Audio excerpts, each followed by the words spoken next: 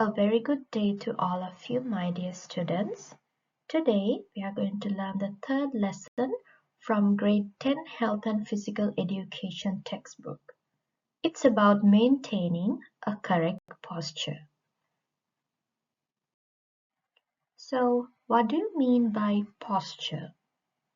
The posture means the way you hold your body or how you bear your body. And there are two types of postures, static postures and dynamic postures. Static postures means the way you hold your body when you are not moving, like standing, sitting, and lying down. Dynamic postures means the way you hold your body when you are moving, like walking, running, and jumping. If these postures are not maintained properly, we may have to face many ailments, pains, and diseases. So it's important that you know how to maintain a correct posture to avoid all these ailments and diseases. So what's the purpose of maintaining a correct posture? By maintaining a correct posture, we can be more efficient in our activities. And it also helps us in reducing pressure on the joints in our body, and also correct postures reduce the pressure on muscles and other different parts of the body, and also it helps to maintain an overall pleasant appearance. So it's important that we maintain a correct posture and also an effective posture. And for that, we need to apply our knowledge in biomechanics. I hope in your previous grades you might have learned about maintaining correct posture, the types of correct postures, and how they contribute to our healthy lifestyle. And the focus of this lesson is anyways to learn the biomechanics related to posture. So there are two main biomechanical factors related to posture.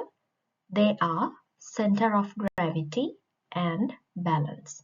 So these two will be discussed further in this lesson. And as you have learned in your science lessons, like any other object, human body is also made up of tiny particles called atoms. And all these tiny particles have a weight. And the weight of these objects, whether it's the human body or any other object, the weight of these objects acts upon a single point.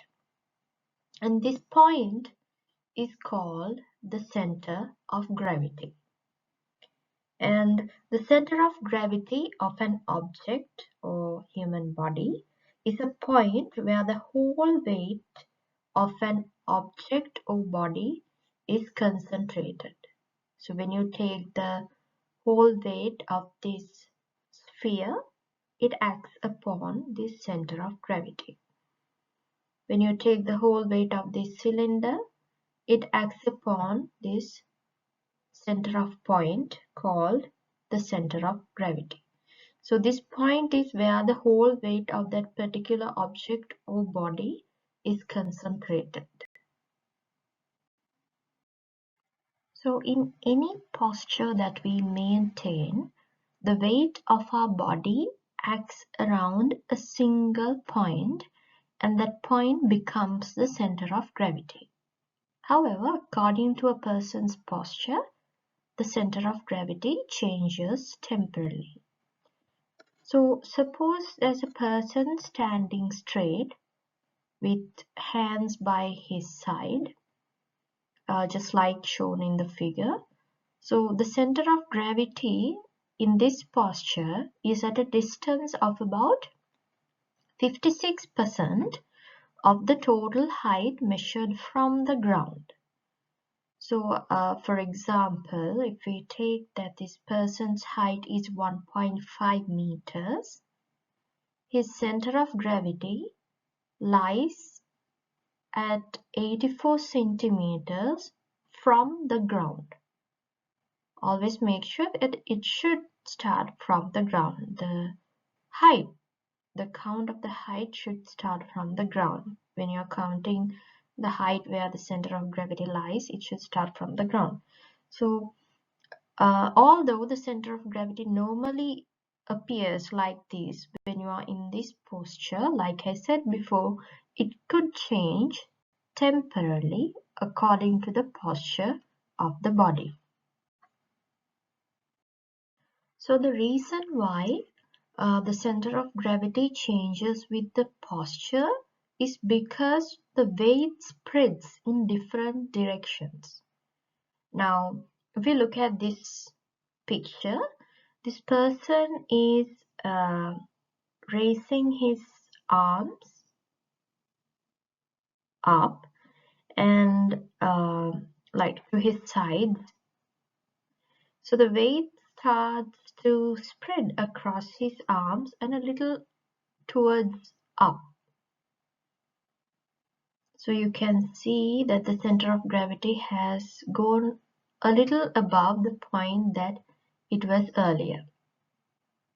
And if you look at picture B, you can see this person is stretching his arm to his right, and the center of gravity has gone, like it has started to spread more towards the upper part of the body and towards his right.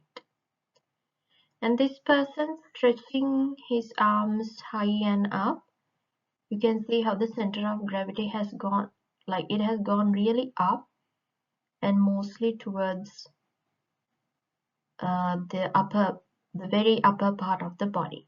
That's because his weight has spread up, and here the weight is spread more towards the right side of his arm, and here the weight has spread across his arms but more towards the upper part of the body. And here this person is bending forward, and you can see how the center of gravity has moved towards the front part of the body. It has changed its position. And here you can see how this person is at the start of a race. The body is bending forward. So again, the center of gravity has moved from its earlier position more towards the front of the body.